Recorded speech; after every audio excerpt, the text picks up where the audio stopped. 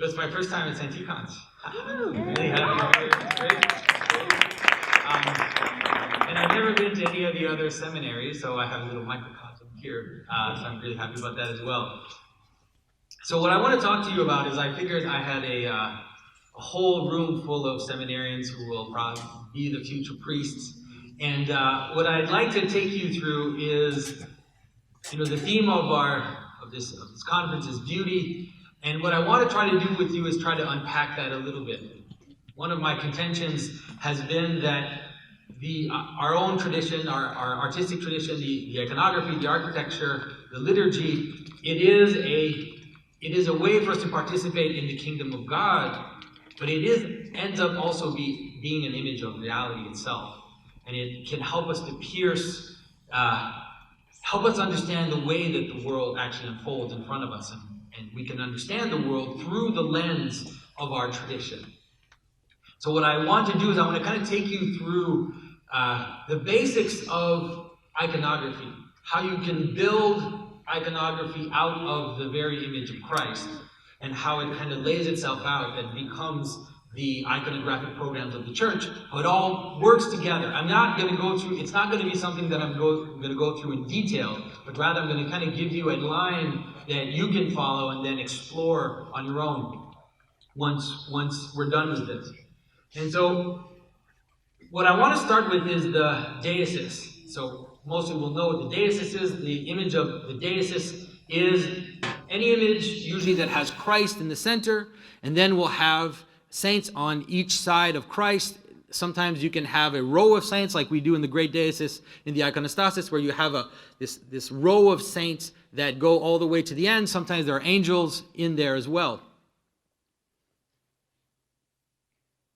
And so the notion of the deesis is one of the oldest images that we have in Christianity. Right away in the 4th century, when things started to open up for Christians, we see this image appear, even before the crucifixion, for example. The crucifixion came much later, let's say at least 100 years later in the history of Christianity, but some of the first images we have are the images of the deesis. And what's interesting about the deesis, and this is why I'm focusing on this, is why I want to bring you along this particular line, is that there's a way in which iconography represents certain events. And so you have the icons of the feasts, you have the icons of the lives of the saints, icons of stories from the Old Testament or from the story of Christ or the story of the Virgin. But there's also a manner in which iconography represents the relationships of beings to Christ, the relationships of beings to the Logos. So you can understand a certain aspect of iconography as an ontological hierarchy, as a hierarchy of beings that lead us towards the source of their own being and towards the culmination of their coming together, and that is, of course, the image of Christ. And so, obviously, then, some things will become evident once you start to think about it that way. You're going to start to see why it is that things are the way they are. And sometimes the way things are the way they are, it's so natural, it's so obvious that we don't even think about it.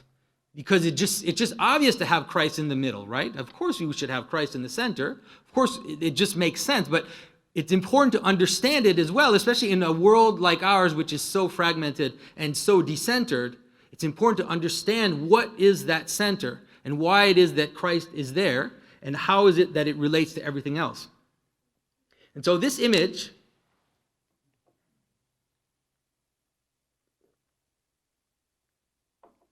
is from an apse in Rome, 4th century, one of the first mosaics that we have. So if you look at it, you have Christ, it could be almost an icon today. You have Christ sitting in the center. He is in glory. He is Pantocrator. He's dressed as a noble Roman. Ultimately, he's dressed as the emperor. He holds in his left hand, he holds a book. It could be a scroll. Usually, it could be a closed book, an open book, but he's holding writing in his left hand. And in his right hand, he is gesturing. He is blessing. There are different gestures that Christ makes. But what's important is to understand that he is gesturing with his right hand. Now, this typology already existed in the Roman times. It was something that was already there. In the image of the emperor, you would see the emperor or an important senator or someone who was important in society holding a scroll in his left hand and gesturing with his right hand. And usually it was a gesture of address. So the senator would be addressing the people, and he's holding in his hand this writing. And what it represents two aspects of reality. And already I'm going to start to point you in that direction. You have Christ in the middle, and then on each side of Christ is representing complementary or opposite or aspects of reality which mirror each other, okay? And that's what we're going to start to see as this whole deicist unfolds. And so the notion of the gesturing with the right hand and holding the book or the scroll was, in Roman legal terms, in Roman power, was understood as what we would say authority and power. And those two aspects were seen complementary, and they would become the basis of all legal systems in the Middle Ages, both in the East and the West. So you have something which is authority. And authority is direct. It's related to who you are as a person. And so, the senators had authority because they were prominent, because they had an important place in society. And then the other side, power, was the actual legal documents which gave the capacity for someone to enact that authority in the world. So you have a direct thing, which is blessing or addressing. And then you have an indirect aspect, which is the written code, the written law, which acts as a guarantee for that which is said or that which is brought directly. So you can see that in Christ, and you can see it in our own experience. The bishop is there. The bishop blesses. That's a direct thing. He is acting with spiritual authority to give unto us and for us to receive from the bishop, from the priest, to receive a spiritual relationship, and that ultimately leads all the way up to Christ. But our tradition also has the outer part, which is all the exteriors that we have. We have our canons, we have the architecture, we have the liturgy. All of these things are outer, but both of them have to work together. You need to have an actual relationship of people that have authority, that go all the way to Christ. We have this apostolic succession, but then that will end up manifesting itself on the outside through these exterior forms. And you need both. If you just have one, if you just have the exterior forms, you have an empty vessel. And if you just have the authority part, you have something which doesn't have a body. Let's say it that way, okay? That lacks body. So in this image, you have on one side of Christ, you have St. Paul, and on the other side of Christ, you have St. Peter.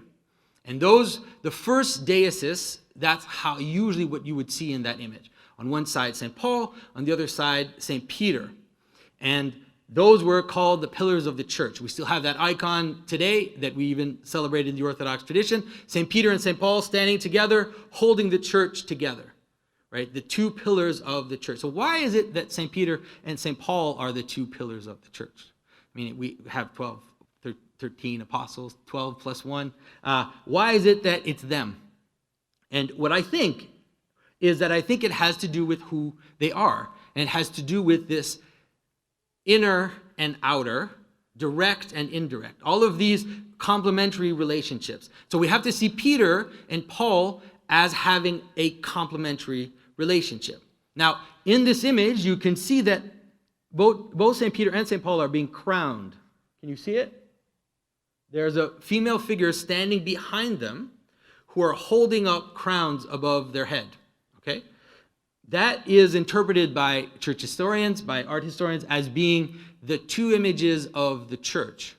This is something that we have lost a little bit, that tradition, because we don't need it as much anymore. But in the ancient church, we had these two figures of the church. Here's an image in Santa Sabina where you have the two images of the church. You probably cannot read the inscription, but it is the church of the circumcision and the church of the Gentiles. And so St. Peter was the apostle to the circumcised, and St. Paul is the apostle to the Gentiles. Okay, so now think of it as I was trying to explain. Authority and power. The inner, direct, and the outer. So now again, you have this relationship between inner and outer. You have the Jews who had been the holders of the tradition, and they were the circumcised. They were those that had removed the outside, removed the outer flesh, and just had the core, right? That's the ultimate symbol of circumcision. And then you have now also the apostle to the Gentiles. And once you understand that, if you understand St. Peter as being kind of this inner apostle and St. Paul as being this outer apostle, it's going to help you understand a whole bunch of things about St. Paul. You know, St. Paul, who represents himself as a fool, he represents himself as a shapeshifter. He says, I'm everything to all men. He boasts about his infirmities. There's this whole aspect of St. Paul, which is related to him being, we could say, I'm going to start to talk in these terms now, the left side of Christ. Okay, and St. Peter being what we call the right side of Christ. Because one of the things you have to understand is that image of the deicist is already, right at the beginning, is already an image of the Last Judgment. The very first church decorations, the very first church programs were all eschatological. If you go to Rome and you see the very first churches, you could see like the 24 elders and all of this imagery from Revelations as this bringing us into the final moment, the totality of everything. All right, and in that totality of everything, that's when you get this ontological hierarchy that I'm telling you about. As everything has been revealed, you see everything in its place, right? In its finality. You see where everything goes in the giant puzzle of the cosmos.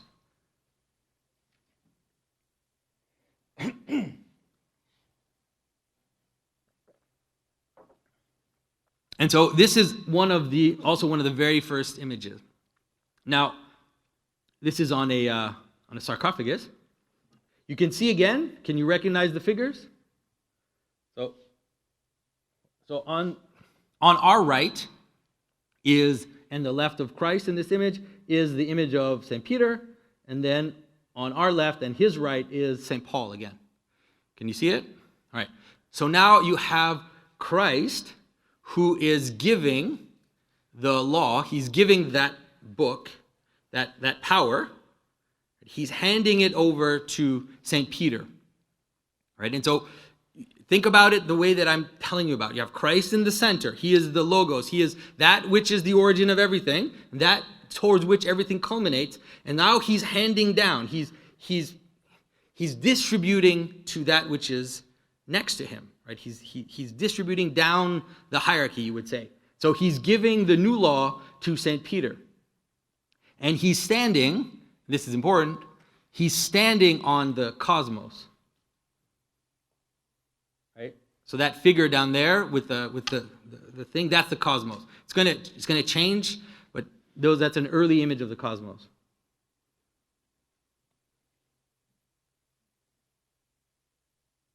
I just wanted to show you a few of these. Now, one of the traditions that ends up developing, and this one, the sarcophagus of Junius Bassus, we don't know if that's what happens because one of his arms is broken. But one of the traditions that ends up developing is the transmission of the keys as well. So you end up having two traditions, a notion that the keys are transmitted, and also that the law is transmitted, okay? And then all of that's going to come together in an image, right, which is this one, which is usually St. Paul actually receiving the text and St. Peter receiving the keys, okay? And it's kind of, you can see it at the beginning, it's kind of bubbling, everything's kind of coming together. At first it's a little awkward, and here you can see that Christ is holding the key. He has this weird thing in his hand, and it has a key on it. And then in his other hand, he's giving a roll. So he's giving this law to Paul, and he's giving the keys to Peter. Right. So this is a later image, but here it has totally crystallized. So you see, St. Paul is receiving the law, and St. Peter is receiving the keys. But what I'm trying to get to is, here again you have this image of that which is direct. Like if I give you keys, I'm giving you the capacity to open and close, like Christ said. You have the capacity to bless and to curse, to open and close. It's a direct authority. Like you as a person, you have that capacity, and our bishops have that capacity to bless and to curse. We have in the church that capacity to do so. But he's also on the other side handing over the exteriors, the outside, the secondary, or the added, which is this written text, this new law, this form that is going to be on the outside. So once again, you have this inner authority and then this outer form that comes to the outside, okay? All right, so I hope that this is starting to make sense. So I never know if silence means that people don't know where I'm going, or if it means that they're following me. All right, so everybody knows where I'm going. Okay, because it's gonna get more complicated, but okay. So let me just. This is already going to start to account for the basic structure of the church itself, right? And so there are different ways of doing it. What I'm going to do is I'm going to show you the different ways of doing it, and it'll help you understand why we have different traditions and why those different traditions just depends on what you're doing. You can do it differently, but they all end up actually talking about the same thing. So the way that the West especially captured this idea was to have Christ in the apse in the east, right? So we're all facing Christ, and there he is as this place where we're all standing there, we're all looking, we're all together, we're all joining together in order to focus and to participate in that what we're looking at, which is that the divine Logos in his absolute manifestation as the judge of all, as the origin and finality of everything, and he is there blessing with his right hand, holding the book in his left hand. And so so you can understand why it would make absolute sense to have Christ right there in the apse, because now you can imagine the deicus, right? We're like a continuation of the deicus. You have Christ and you have all the saints, and so you can imagine all the stories and all the saints on the sides of the church, and then we actually are inside that deicus. We're participating in it, okay? And that's really important to understand, the participation part. So now one of the things, I want to just say one thing that's difficult, is that I'm going to talk about left hand and right hand. And it's very difficult to talk about that, because one of the problems with left hand and right hand is that we have a clear symbolism of it in Scripture, where Christ talks about bringing the sheep towards him and pushing the goats away from him.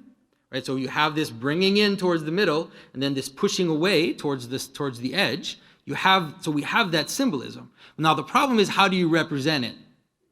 And that's where it gets complicated, because my right hand is the left hand of Christ, and his left hand. So if I'm standing in front of you, it flips, right? And so at the beginning of the church, things keep flipping. So it's like sometimes St. Peter is on one side, sometimes St. Paul is on that side. So it keeps going back and forth, one side and the other. It's like as if they're like, do we represent it as the right hand of Christ, or do we represent it as the right hand as we perceive it?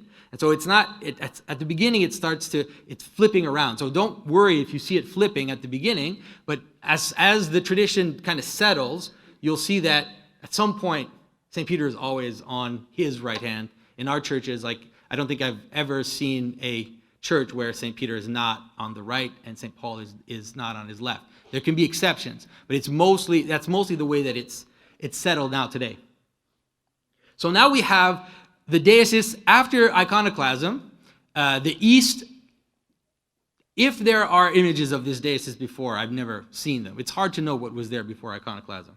But what we see coming out of iconoclasm is that the East develops a deicus which is based on the Mother of God and St. John the Forerunner.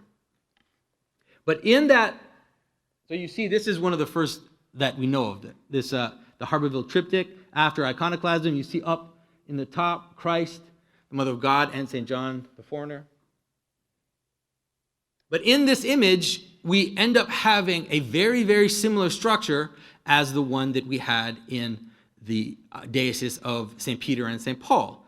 The emphasis is slightly different. But if you look at the images, you always have to look and try to see if there are two figures that are complementary to each other, what is it that's complementary about them? And so the great thing about the diocese that we use is that you have two characters, two figures that were there before Christ and pointed us towards Christ.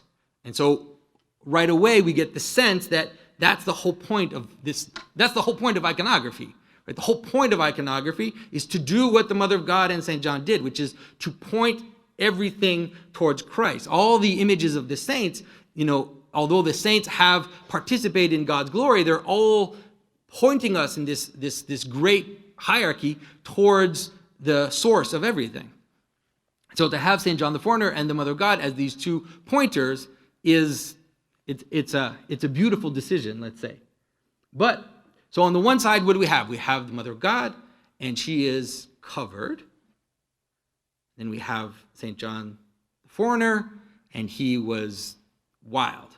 So wild hair, wearing animal skins, out in the desert, screaming, telling people to repent, gets his head cut off. All right?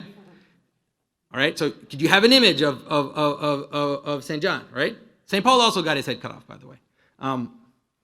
And then you have the Mother of God, who is covered, who is secret, who hid in the Holy of Holies, who every image about her, who gathers in her heart.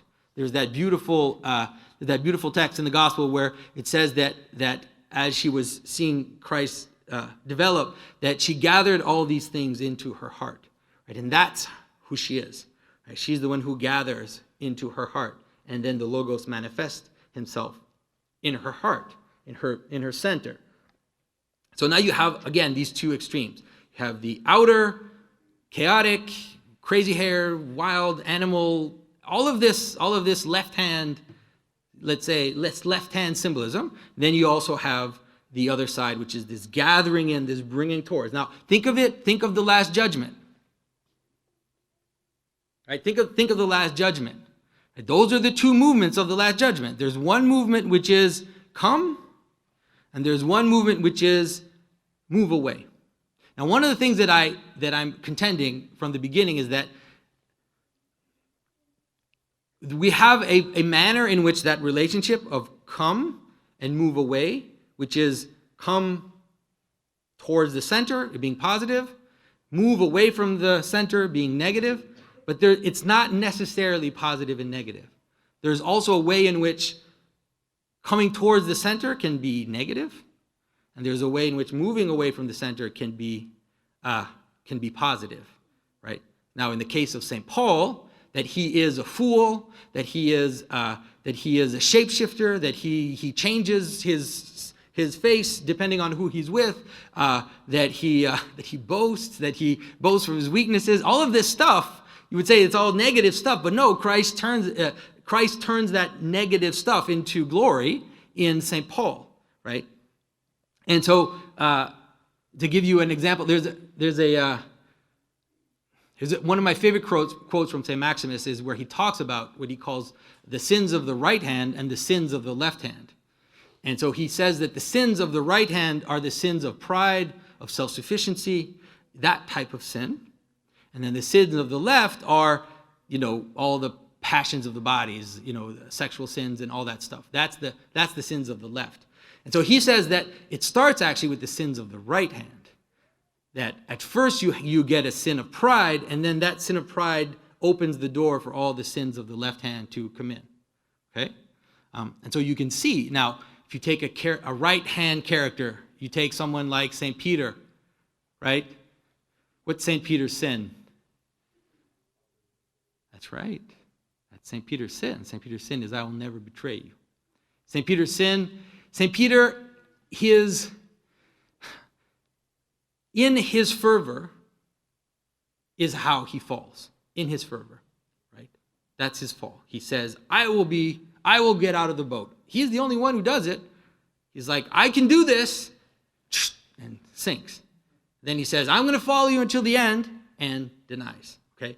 So, like I said, the right hand is not necessarily always positive. And so you can understand it when I talk about holding the center or coming towards the middle, right? That can be an image of pride if you only hold to your own, right?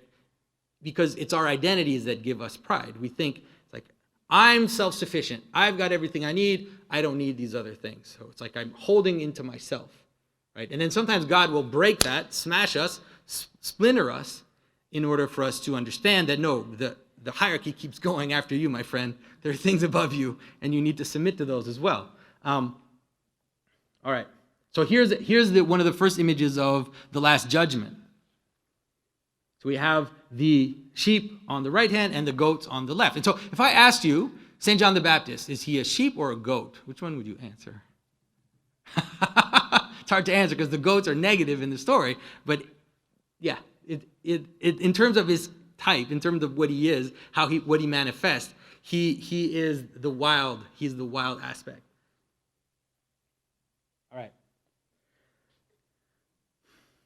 So now, of course, this comes into us, into our tradition, as becoming the very shape of the iconostasis, right? So we have Christ on his right, we have the Mother of God.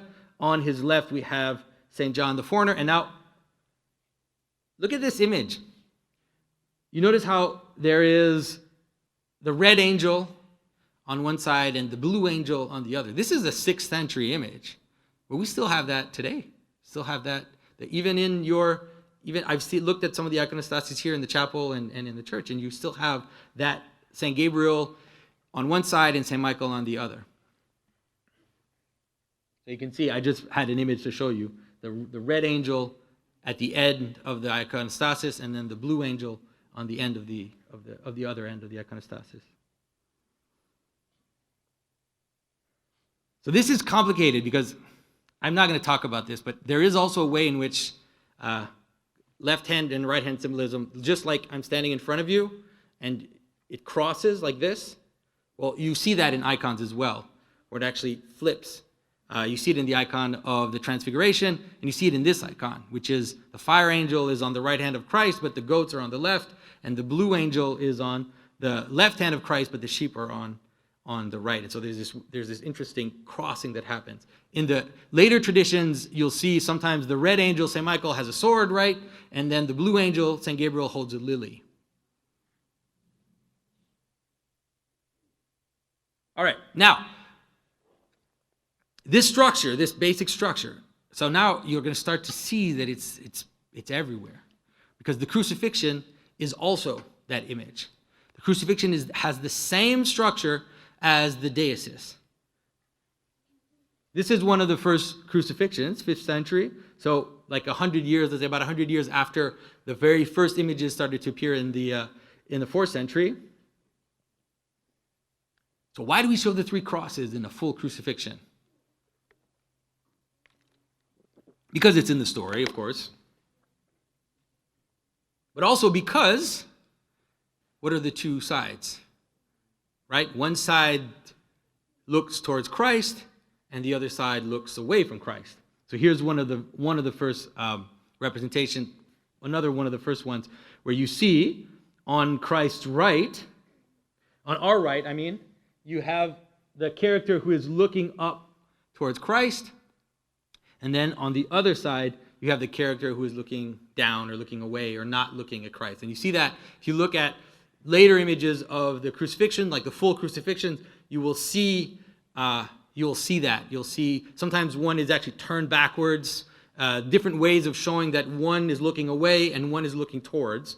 And you have this image of the thief that looks towards Christ as being the very image of this gathering in. He is the ultimate image of the gathering in because he says to Christ, today, he says to the thief, he says, today you will be with me in paradise. And if you look at an image of the Last Judgment, there are a few figures that we show in paradise. And most usually we will show the good thief in paradise as one of the figures. Not just because he's in paradise, but as the first one to enter paradise through Christ, he becomes an image of the very entering into paradise, of that coming into the holy place. Okay? Now, and this structure, again, is also the reason why we have this. It's the same thing. So you ever wonder why we have that tilted bar on the Russian cross? It's because of that. Thy cross, O Christ, is a balance, right? Because on one side it lifts up and on the other side it casts down. And that's the image of the crucifixion, and that ends up being the image of the cross itself, ultimately. So when I'm talking to you about this aspect, these two sides, right, and you see it as in the very image of Christ's blessing and the book and St. Peter and St. Paul and the red angel and the blue angel and the Mother of God and St. John the Foreigner, you can see that it really is this pattern of how unity and multiplicity exist. It's an image of reality, right? It's an image of how you can have something which is one, which brings us together, but also lets the many exist at the same time. You can think of it this way. You can think of it as breathing in and breathing out. So you have breathing in, breathing out. Christ brings towards himself and pushes away from himself. But the pushing away, like I said, it can be negative, but it's not necessarily negative. It's also a pushing away to go into multiplicity. It's also this pushing away in the sense of sending the disciples out to the ends of the earth. Right? That's also this kind of casting away in a positive sense. Okay, and so this is my pet peeve here, which is everybody, and I'm sure everybody has their opinion about this icon, and everybody who's in seminary has heard about it and has their opinion, and you will hear the deconstructors who will tell you that this image is just an accident. And if you look at it closely, you get a sense that maybe that eye that's a bit off, on his left side is maybe a bad paint job, like they tried to fix it and they didn't get it right. And the thing is that people are missing the point. It doesn't matter what the mechanical cause of this image is. Who cares? It's like when we say icons not made with hands, they still manifest themselves. Like it doesn't matter how they manifest themselves. That's not the point. Right? The point is that when we look at this image of Christ and we see the two sides and we perceive it, we're not just perceiving it in that image, it's because we're perceiving the entire tradition of iconography. It's like it's there everywhere. So if we see it there and people tell you, no, it's not there, it's like, well, it's everywhere else. So why does it bother you that it's there? Like, why does it bother you? And there's a kind of insidious approach towards our tradition and towards our history, which is to try to point out, and it's like I would say it's like the Bart Ehrman school of whatever, it's like trying to point out the historical accidents and the historical causes as if that matters, as if that explains the meaning of something. Like it can participate in the meaning, but it doesn't explain it, right? Like if you find it, like I using again the images we have that are not made with hands, they're still made of material. They still materially manifested themselves. So if you can show some kind of mechanical cause of, it's like, well, it can't be an image not made with hands because it's made of wood. Like, okay, I don't know, dude. That doesn't matter. That's not the point. You're missing the whole point. Okay. All right. Sorry. I'm going to get off my rant and I'm going to go back into this presentation. Okay. So you have the basic deicist, you have Christ, and you remember the image of Christ with his feet on the cosmos, right? There's this text in the prophets, which is that, right, heaven is his throne and the earth is his footstool. And so now what you can do, and it's what's going to happen too, is instead of representing this hierarchy like this, where you have Christ in the middle and you have all these things that come out, that let's say, gather to him but also come out of him, you can do it like this. You can do it like a pyramid. You can have something above and then things below, which then come from that source above. Head and body. So now we have heart and, let's say, periphery, like center and periphery, like that, in terms of the deicist, but you can also have head and body. And that's when things start to look like this. So this is call it a proto-ascension. And now we're taking the same idea and we're propping it up in a way that we put Christ above. Christ is going up into heaven. He's becoming the head of the church, and the church is there below and manifesting him in the world. So we have Christ up in glory. He's the Alpha and Omega. And then down here, who do you think is there? You can probably guess who's there. Who are the two figures on the sides? Peter and Paul. And in the middle, it is debated who exactly it is. You could say that it's ecclesia, that it's the church, but it doesn't matter to us because ultimately that image of ecclesia will become the Mother of God. So whether or not it was explicitly identified as the Mother of God at that time, it doesn't matter because it's using that iconographic structure that we're going to come to the full manifestation of the Mother of God as this image of ecclesia, who is below. Okay? So in the text, it doesn't say that the Mother of God was there at Ascension. But we have to have her there at Ascension. Right? Because this image is not just an image of Ascension. It's an image of reality. It's an image of the way that the church exists. It's an image of all of the ontological relationship of the saints that gather together and become the body of the head, which is Christ. And there's no other way to see it. Because Paul wasn't there at the Ascension either, and it's funny, but he's there in that image. Like, why is St. Paul in that image?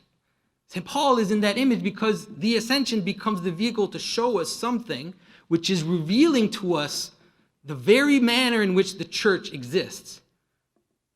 And you have to have St. Paul there because St. Paul is that pillar. He's that outer pillar, right? In the temple, there were two pillars. There was one, I forget the names, Yakin and Boaz, I think the name of the pillars were. Does somebody remember the name of the? Yeah, so Yakin and Boaz. And one has to do with, let's say, establishing, and one has to do with Boaz, which is who married a foreigner, right? So we don't even know, they don't exalt, like it's funny that he's named Boaz, he's the one who marries this foreign lady. So he is this apostle to the Gentiles. You have the Gentiles on one side and you have the inner Jews in the middle. Like it was there. I mean, I'm telling you about this, but this is there from creation. Say it that way. I particularly like the images of the Ascension that have the Mother of God on a footstool. That's the best. Because then you really get that whole image of Christ sitting on his throne, and then you have the body, the earth, which is down below as his footstool, and then he is sitting on a rainbow, which is this dome, right? Is this image of heaven above. Can you see that he's sitting on a rainbow? Yeah. Right. So now what you can do with this, now you have this image, which is a great image. Then you can spread it out into space. Wait, let me just. So you can take this image, and you can turn it into this. Right? It's the same image. It's the same thing.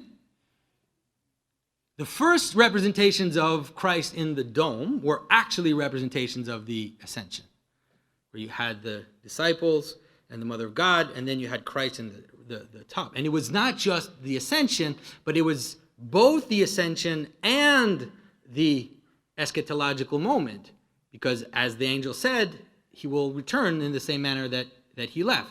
So to showing the Ascension, that's why I'm telling you that image of the Ascension, it's one of the best images because it's an image of everything. It really is an image of reality. It's showing us the relationship of Christ to his his church as he's ascending to become the head, but also as he's returning to join fully with his body. So it's also the bride and the bridegroom. It's all of that is going on in this image. All right, so how do you turn it into this? So you have on the lower sphere, you have in the square, which is the footstool, which is the nave. We have this square cross, and then you have the dome, which is heaven, which is the rainbow, and all of that. So you have the Mother of God in the apse, who represents for us now how all of this, let's say how the footstool comes together into her, and then above you have Christ in the dome.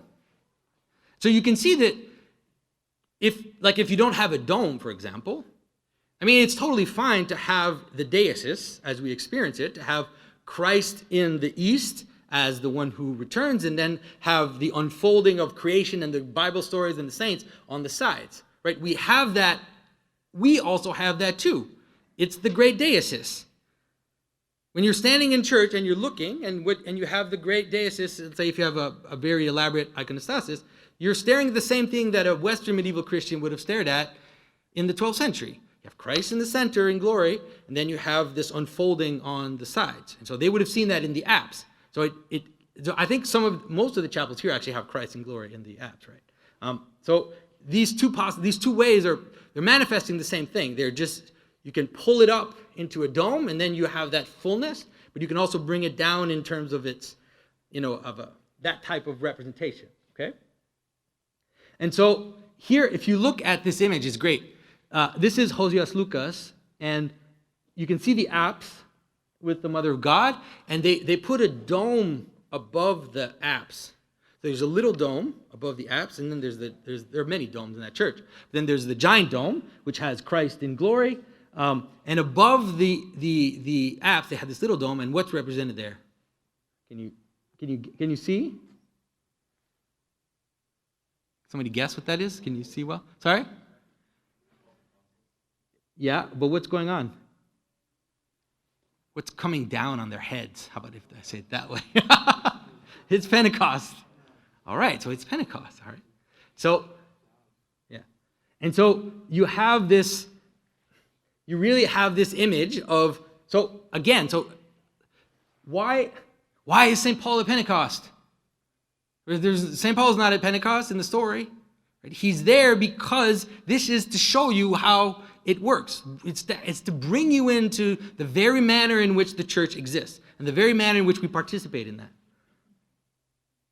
So that's why in our icon of Pentecost we have St. Paul and St. Peter that are there to show us. So in this is a little different. Like in this version, you have this idea of the fire of Pentecost coming down onto the church.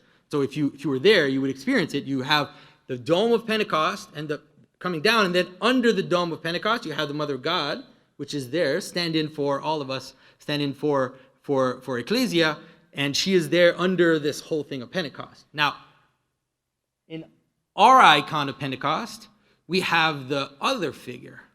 Remember, we have the Mother of God as the right-hand figure in the sense of bringing everything together. But in our icon of Pentecost, we have the left-hand figure. We have the old figure of Cosmos in the dark. So now the other image is showing us how Pentecost is this descending of the Holy Spirit into the communion of the saints. And this image is showing us how ultimately this goes out into the ends of the world. The early images of Pentecost actually had a crowd in the image. They had a crowd of foreigners. So they had a bunch of people dressed in different garbs representing all the different peoples of the world. And so that's St. Paul, right? St. Paul going all the way to the edge. Right? So you can have, but it's important to be able to distinguish between the two. It's really important because some really creative iconographers, sometimes I've seen recently a very creative iconographer who put the Mother of God down there. It's like, are you putting the Mother of God in the dark, outside, on the edge of the world? I'm not sure about that.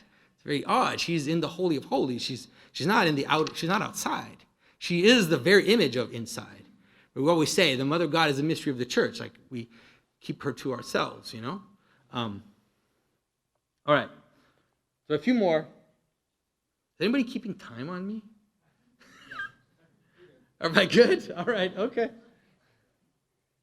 All right, so this is my last image, just to show you how all of this can come together in different ways. It doesn't always have to be exactly the same.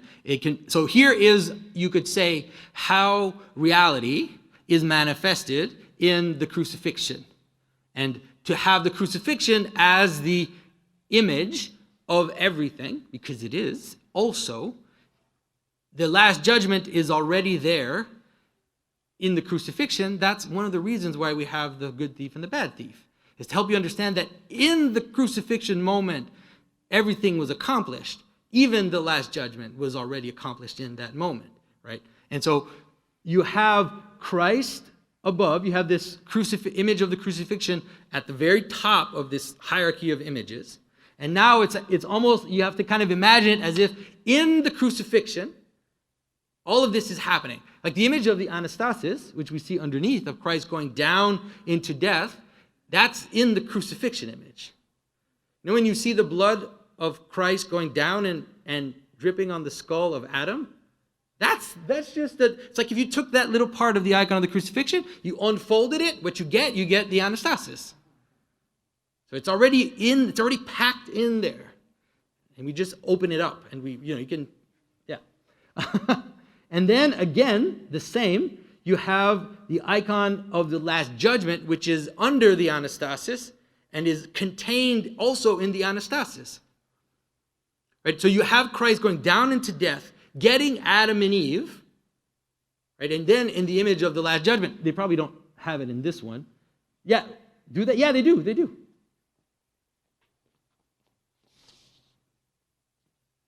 So he comes into death, he takes Adam and Eve, he brings them to the last judgment, and there they are in the last judgment, right? And they're the stand-ins for us as well. So all of this is gathered, brought into the image of the cross. And so what I'm trying to help you to see is that when you have just the icon of Christ, if you have just the icon of Christ, or if you have just a crucifixion scene in front of you, all of it is enfolded into that image. Everything is folded in to those moments. We can unfold them, and then when we unfold them, we get this glorious, beautiful panoply of images that we fill our churches with. But if you're at home and you are standing in front of the image of Christ in glory, all of it is folded into that image as well. Just as all of reality, is brought into the incarnation, brought into Christ. Okay? And so what I mostly wanted to help you do is to get a sense of excitement about iconography and understanding that the images we have, they're not arbitrary. They're not just a bunch of separate images, but rather the entire of iconography is really like a symphonic thing. It is all the images take their meaning from each other and reflect each other, and they come together in a kind of communion is the only way to say it. They all come together into a kind of communion to help us enter into the life of Christ, just as we do hopefully the same when we're together, when we're singing, when we're worshiping, when we're loving each other. All of this is this image of how all of creation is brought together and held in Christ. So hopefully that was helpful for you guys to get excited about iconography. And as you become priests in your parish, I encourage you to take it seriously and to take iconography seriously. So I'll say thank you. And if anybody has any questions, I think we do have time for questions. Yes. All right. So if anybody has any questions, go ahead.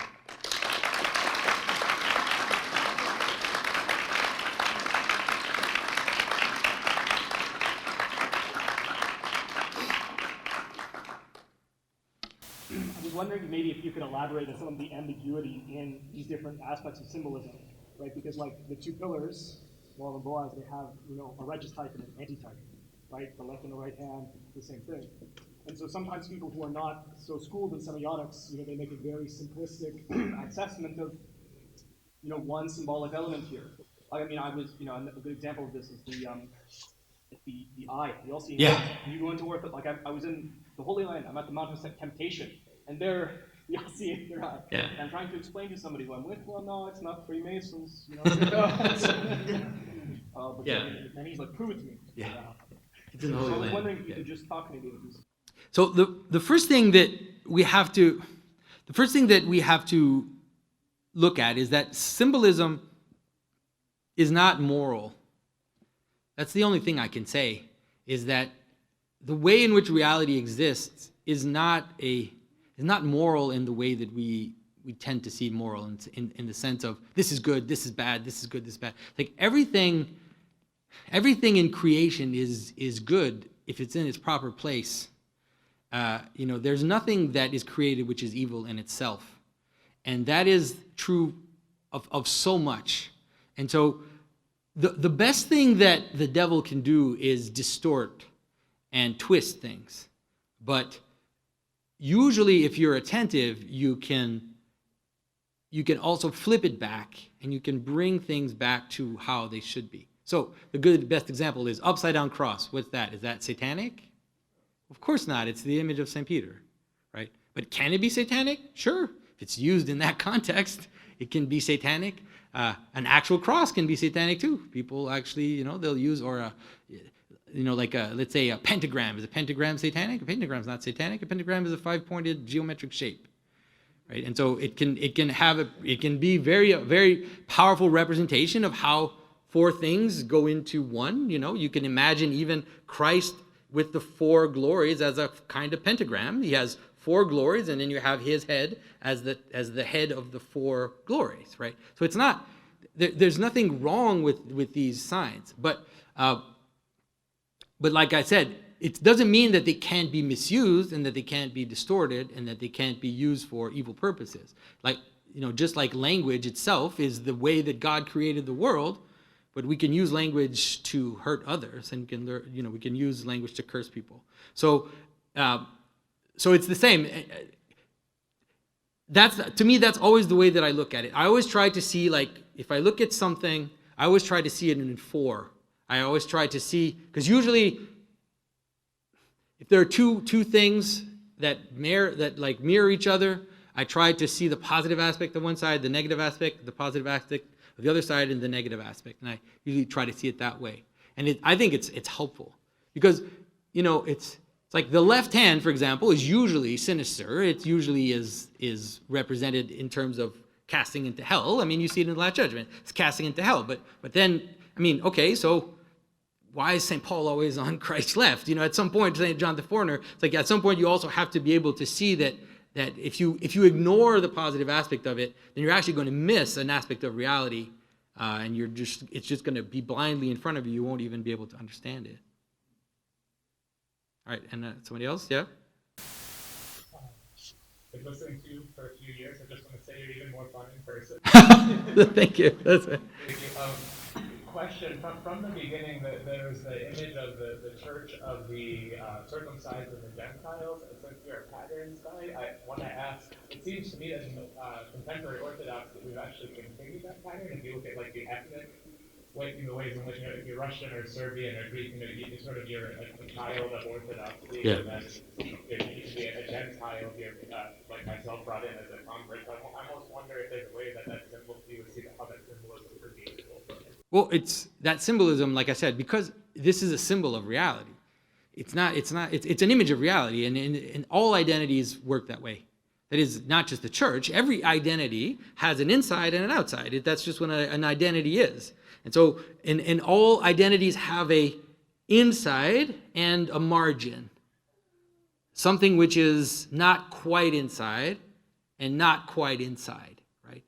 And so it can be used for good and can be used for bad. It can be used to cohere, right? So you have this sense that we have to be able to cohere, but then we also have to be able to look towards the outside. So in our church, we have that. We have if you look at the liturgy and you look at the architecture of the church, it's a moving in, which also respects or makes participate the outside too. So we have a narthex, and in the narthex, that's where the catechumens go when they get chased. I mean, nobody does it anymore, but it's like when the catechumens get chased, they go to the narthex. And in the narthex, we can represent, you see that in Greek churches until today. They'll put Plato and Aristotle and all these characters, which are kind of like, well, are they inside or are they outside? They can't be totally inside, because, they're pagans and all that. But they can't be totally outside, because then why do we use their language to talk about the mysteries of Christ? So we have to find a place for them. They're on the edge, what is it? Dante put them in limbo, so we put them in the narthex, or in this like intermediary space, right? And so I think that can happen, like you said, it can happen in terms of ethnic communities, where, like you said, you have that opportunity, which is to have a group that you identify with, that you can celebrate the same story, the same history, the same hardships together. But then it can also be a problem when it becomes a shut door that prevents you from interacting with love towards your neighbor, right? So it's neither good nor bad. We just have to be, it just depends on how it's used.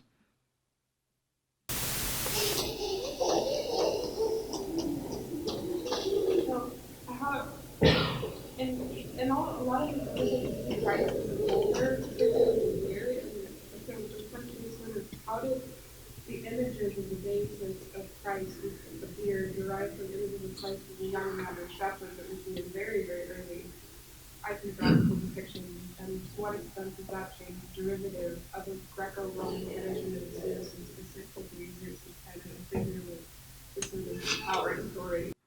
Okay, so she asked about the fact that in the deicist, or in our tradition now today, we represent Christ with a beard. And if you look at the older images in Rome, especially, you saw Christ as a young man, as a kind of young kind of ideal Apollo figure. And so she asked, how does that change happen, or why did it happen? And does it have to do with Zeus and what? And the powers?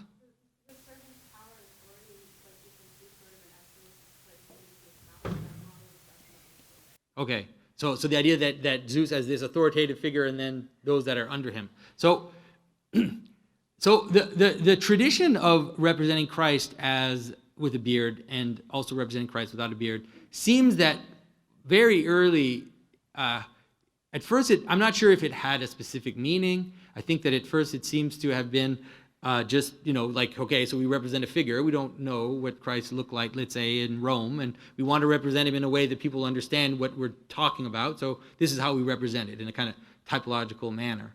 But quickly it actually came, I think, to have meaning. If you go to Ravenna, there's a church where on one side of the church it's all images of Christ without a beard, and then on the other side of the church it's all images of Christ with a beard. It's like, that's obviously not, like, Justinian isn't an idiot. Like, they didn't do this just arbitrarily. This obviously has some kind of meaning, okay? And so the way to understand it, I think, and what it's come to mean in the Orthodox tradition, is that the beardless Christ, which we still have, it's not true that we don't have images of beardless Christ. We have the images of Christ Emmanuel. We have the infant Christ, right? And then we have images of Christ with the beard as the adult, represented as this kind of inglorious figure. Even when you see in the images of his life, he's dressed as a senator. Obviously, Christ was not dressed as a senator when he walked through Galilee, but we represent him that way in order to show us something about who he is. And so I think that the way that it's come to mean, this is really an interpretation, is that we show Christ implicit in terms of a child. So we show Christ, the idea of the logos hidden in the world, or the logi that are hidden in creation. That's why we show Christ born in a cave, all of this imagery of this hidden aspect of Christ. What is it? Logos spermatikos, like St. Justin talks about, the idea of the logos hidden in creation. And then we have the logos was fully revealed and fully manifested. So when we show Christ the way we do it with the beard, we're showing the Christ, the returning Christ, even when we're showing him in his life. So if we're showing him at the wedding of Cana, we're still showing him as the returning Christ in full glory. I don't know if that makes sense. So as Christ is being, it's the idea of the Logos revealed and the Logos hidden. Does that make sense? Yeah? Best way I can explain it. Yeah. It seems to me that, like, the things that you're thinking about, these are all things that you can express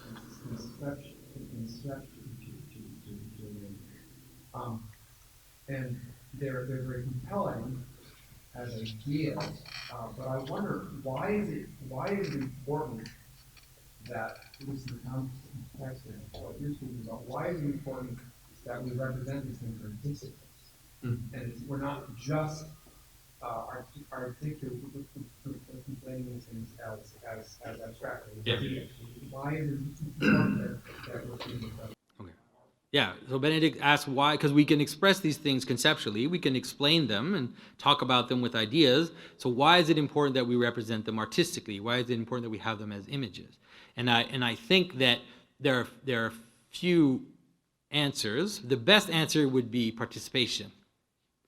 That's the best answer, is that the church is participative. The church is not just sitting and thinking about things. And so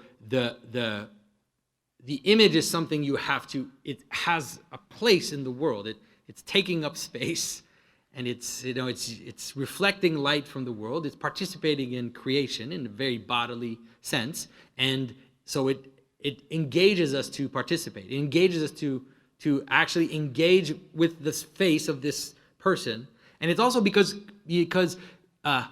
Christianity isn't a story of ideas, right? Christianity is a story of incarnation.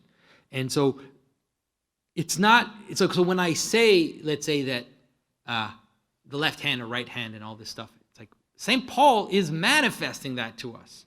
He's making it real in the world. And that's what we have to do. We can't just think about it. We have to incarnate the principles that ultimately, let's say, originate in Christ. We have to manifest them in the world. So to me, that's what it is. Like, it has to come down to us, and we have to participate in it. Maybe that's good. So going back to the left hand imagery, you said that St. Peter fell in his fervor, right, and in his pride, with excitement. You touched a few points. You mentioned St. Paul has a thorn. Yes. So my question was going to be, how is maybe St. Paul's, where does his sin come in? Because we'll later talk about, like, that my sufferings complete what is lacking. Crucifixion. So Well, St. Paul has a thorn. So so you have this, you go in the garden. Let's go back into the garden. So what's the first sin? What kind of sin is it? It's a sin of pride. It's I am going to be God. And then what happens is they fall, and then what do they encounter? Thorns. And they encounter thorns. They encounter the hardships of the world. They encounter the passions. They encounter the multiplicity gone wild, right? The demons, all the millions of demons that are pulling us in all these different directions. And so St. Paul has a thorn. Like he's using, if you read that text, he's actually using the image of creation. He's actually bringing us back into the garden, and he's telling that story again, and he's telling us, like, where his place is. And he doesn't tell us what the thorn is, because it doesn't matter what the thorn is. We all have these thorns. Like, we can all know what it could be, and we all, we get a sense of what it could be, and it doesn't really matter. But I think that it's showing us this. It's showing us that, and so, okay, so let's do it this way. Let's do it this way in terms of the completing the sufferings of Christ. So, okay, so the left hand is, let's say, going away, moving out. So you can imagine it going out, down, into fire, let's say. You can also imagine it going up, around, into fire. So there's a relationship between death and glory. There's a relationship between that which moves out and what glory is. Like a crown is something which is added, which is useless, it's all these. The crown actually has more left-hand symbolism than anything, because it's this ornamental thing that you add on top that's not part of the thing. Like let's say you have a chair, and you have the identity of the chair, right? It's a chairness of the chair, and then you paint a flower on it. What does that flower have to do with the chair? It has nothing to do with the chair. It has nothing to do with the chairness of the chair. You're putting a flower on it to make it different from other chairs. So you can be different from other chairs in a bad sense. Like you can be different from others in a bad sense, in the sense that you're falling away, but you can also be different in a way that is higher and shows the glory of that chair. So if I want to make that chair special, then I put something on top of its identity in order to mark it as special. And that's glory. Does that make sense? Yeah, it's like the George Field from France. It's got a future. So I hope I'm not losing anybody with that one. It's like getting into me to hard, difficult things. Yeah. Two more. Okay, so yeah, you two. Okay, so go ahead. So we have this funny kind of in-church arts and then the art world outside. And the boundaries, like the narthex or the border. In order to really kind of hone our vision, to practice looking at things, it seems as though we have to begin to cultivate the ability to notice these patterns in creation, and then in the kind of the just outside the church stuff. So what would you recommend? Because we're not all going to leave this room and going to be like, I see the symbolism everywhere. This is amazing. So what would you recommend as? Stranger things have been known to happen. Well, it's possible. Never mind. We all so what would you recommend as kind of further reading to read the symbolism? I don't mean that in like the unpacking the meaning behind images as though the images themselves are. But in art, outside of liturgical art, in order to kind of strengthen this muscle.